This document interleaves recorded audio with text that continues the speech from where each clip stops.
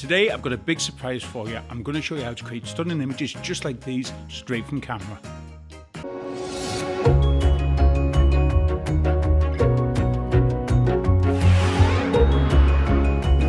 Today I've got a big surprise for you. I'm going to show you how to create stunning images straight from camera just like these and show you how to amaze your family and friends.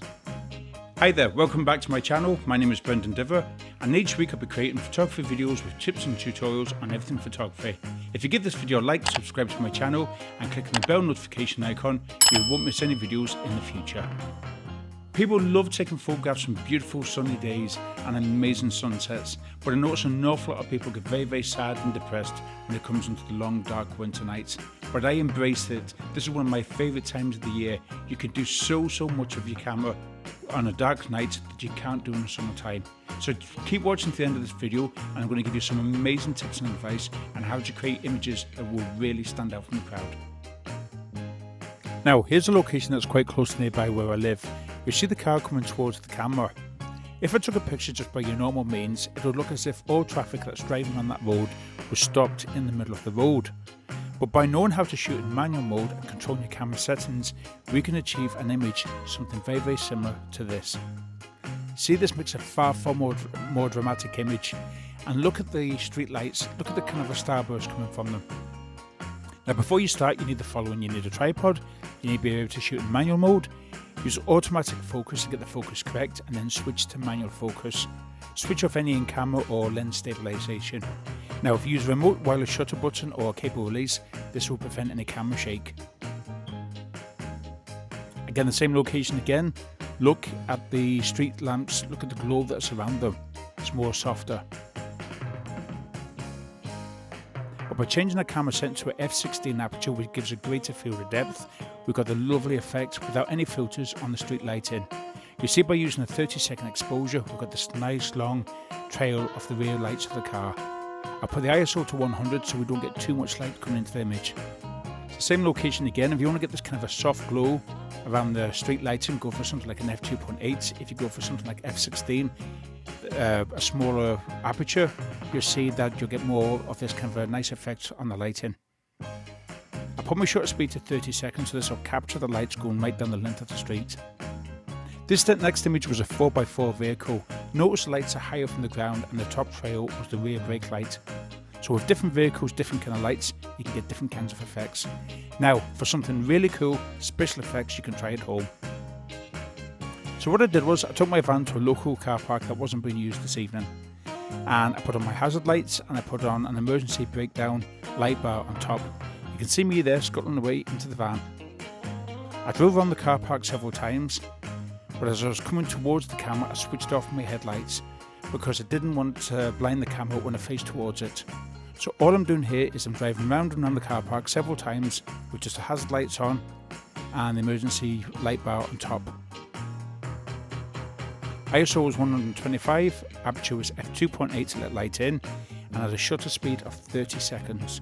This is basically the shutter of the camera open for 30 seconds, which is going to allow a lot more light in, and it's going to give a really amazing effect.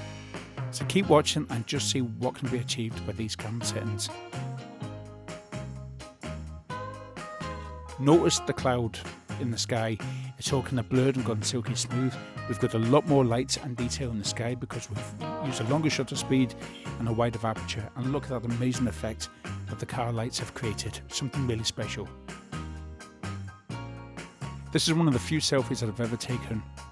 This is extremely dangerous, so please don't try this at home.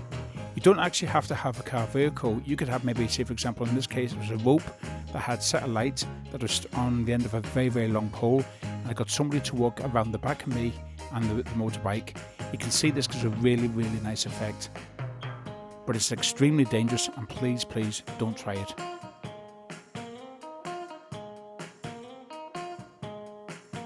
This is the city of Derry in Northern Ireland. That's quite close to near where I live. You can see the 9 o'clock train that's leaving Derry, heading towards Coleraine. Gives a nice kind of blue light along the railway track. Same location where earlier, you can see where a car had come down the road, turned in the car park and left again.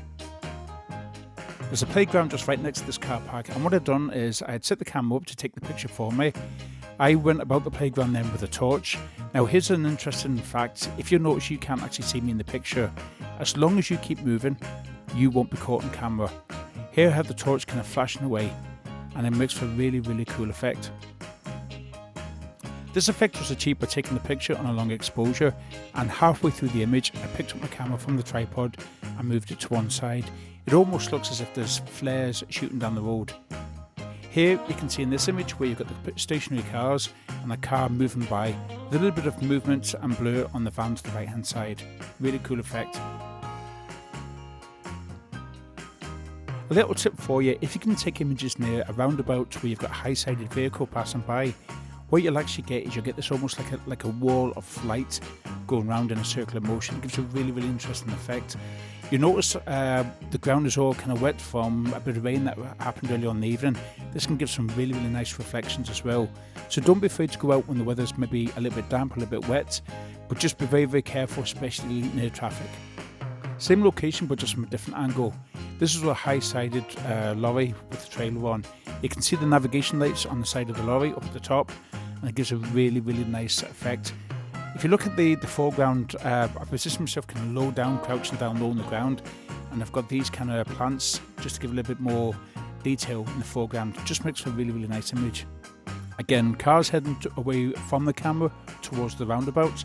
You notice I use an aperture, I think it was about f16 for this image, and look at the effect that it has on the street lighting. It gives a really good image. A lot of people actually think that these images are taken with some kind of a special filter or Photoshop action or preset, but that's not the case. This is all actually done in camera. This location is literally minutes away from where I live. It's an absolutely beautiful location.